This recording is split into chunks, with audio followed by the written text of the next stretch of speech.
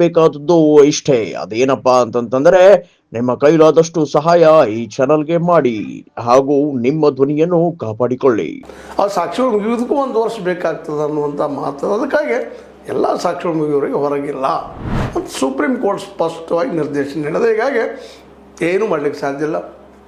ಅವ್ರು ಮತ್ತೊಮ್ಮೆ ಏನೋ ಅಪ್ಲೈ ಮಾಡ್ಬೋದೇನೋ ಜಾಮೀನಿಗಾಗಿ, ಆದರೆ ಜಾಮೀನು ಸಿಗೋ ಸಾಧ್ಯತೆಗಳು ಭಾಳಷ್ಟು ಕಡಿಮೆ ಇನ್ನು 1 ವರ್ಷ ನಂತರ. ಹೀಗಾಗಿ ಅವರು ನಿರಾಶೆ ಆಗ್ಯದ. ಅವರು ಸಿನಿ ಜಗತ್ತಲ್ಲಿ ಬಂದಂಥವರು, ಬೆಳೆದಂಥವರು, ತಂದೆ ತೂಗುದೀಪ್ ಶ್ರೀನಿವಾಸ್ ಅವರಾಗಿರ್ಬೋದು, ಅವ್ರ ತಾಯಿ ಆಗಿರ್ಬೋದು, ಎಲ್ಲರೂ ಬಾಲ್ಯಾವಸ್ಥೆಯಿಂದ ಇವ್ರನ್ನ ವಿಶೇಷವಾಗಿ ಪ್ರೀತಿ ವಿಶ್ವಾಸ ಬೆಳೆಸಿದ್ರು ಹೇಳ್ಕೊಬೋದು.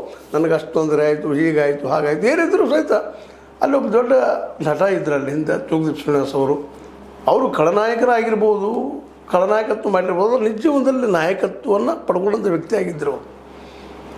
ಸಹನ ಶಕ್ತಿಯನ್ನು ಬೆಳೆಸ್ಕೊಂಡು ಬಂದಂಥವ್ರಾಗಿದ್ದರು. ಆದರೆ ಇವರಲ್ಲಿ ಯಾಕೋ ಏನೋ ಮೊದಲು ನೋಡ್ತಾ ಇದ್ವಿ ನಾವು, ಹೆಂಡತಿ ಜೊತೆಗಾಯಿತು, ಮತ್ತೇನೋ ಆಯಿತು, ಒಂದು ಸ್ವಲ್ಪ ಯಾಕೋ ಏನೋ ಅಲ್ಲಿ ಗಾಂಧಿನಗರದ ರೌಡಿಯಿಸಮ್ ಒಂದಿಷ್ಟದು. ಅಲ್ಲಿ ದುಡ್ಡಿದ್ದಂಥ ರೌಡಿಸಮ್ಮ, ಏನಾನು ಮಾಡಬಲ್ಲೆ ಅನ್ನೋಂಥ ರೌಡಿಸಮ್ಮ, ಮತ್ತೇನೋ ಇದ್ದಾವಲ್ಲೇ.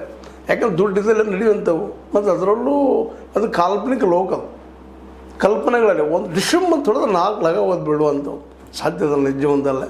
ಅಂಥ ವಾತಾವರಣದ ಬೆಳೆದಂಥ ದರ್ಶನ ಅವ್ರಿಗೆ ನಿಜವನ್ನ ಅರ್ಥ ಆಗಲಿಲ್ಲ ಏನೋ ಅಂತ ಅನ್ನಿಸ್ತದೆ. ಯಾಕಂದರೆ ಇದ್ದಿಲ್ಲ ಒಂಥರ ಅದು ಆಗಿದ್ದರೆ ಇಂಥ ಮಟ್ಟಿಗೆ ಇಳಿತಾ ಇರಲಿಲ್ಲ. ಅಥವಾ ಅವ್ರಿಗೆ ಮತ್ತು ಅವ್ರ ತಂದೆ ಒಂದಿಷ್ಟು ವಿರೋಧವಾಗಿ ಏನೋ ಮಾತಾಡೋದು ಹಿಂದೆ ನೋಡಿದಾಗ, ಮನೆಯಲ್ಲಿ ಅದು ಸರಿಯಾಗಿ ಇಲ್ಲದನ್ನು ನೋಡಿದಾಗ, ಮನೆಯಲ್ಲಿ ಹೇಳ್ತಿದ್ರು ಮತ್ತೊಬ್ಬರ ಜೊತೆಗೆ ಒಂದು ಸಂಪರ್ಕ ಮಾಡೋದನ್ನು ನೋಡಿದಾಗ, ಇವೆಲ್ಲನೂ ಅವ್ರನ್ನ ಒಂದು ರೀತಿ ಏನಪ್ಪ ಅಂದ್ರೆ ಭ್ರಮಾಲೋಕದಲ್ಲಿ ಇಟ್ಕೊಂಡು ಆದರ್ಶದ ಮಾತಾಡ್ತಾ ಇದ್ದರು ಅವರು.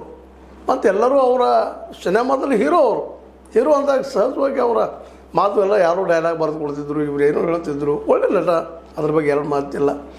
ಅಂಥದ್ರಲ್ಲೇ ಈ ಒಂದು ತನಗೆ ಅಂತ ಭ್ರಮಾಲೋಕದಲ್ಲಿ ಇರೋದರಿಂದ ಮತ್ತು ಇನ್ನೊಂದು ತಲೆಯಲ್ಲಿ ಇರ್ಬೋದು ಅವರಿಗೆ, ದುಡ್ಡು ಕೊಟ್ಟರೆ ಬೇಕಾದಾಗ್ತದಪ್ಪ ಅಂತ. ಅದು ಸುಳ್ಳಿನಲ್ಲ. ಇವತ್ತಿನ ವ್ಯವಸ್ಥೆ ದುಡ್ಡು ಕೊಟ್ಟರೆ ಬೇಕಾದಾಗ್ತಿರ್ತದೆ, ದಾಟಿ ಹೋಯ್ತು. ಆದರೆ ದುರ್ದೈವ ಏನಪ್ಪ ಅಂತಂದ್ರೆ ಇವರು ದುಡ್ಡು ಎಲ್ಲ ಕೊಟ್ಟು ಮಾಡಿ ಸಿಕ್ಕಾಕೊಳ್ಳುವಂಥ ಪ್ರಸಂಗ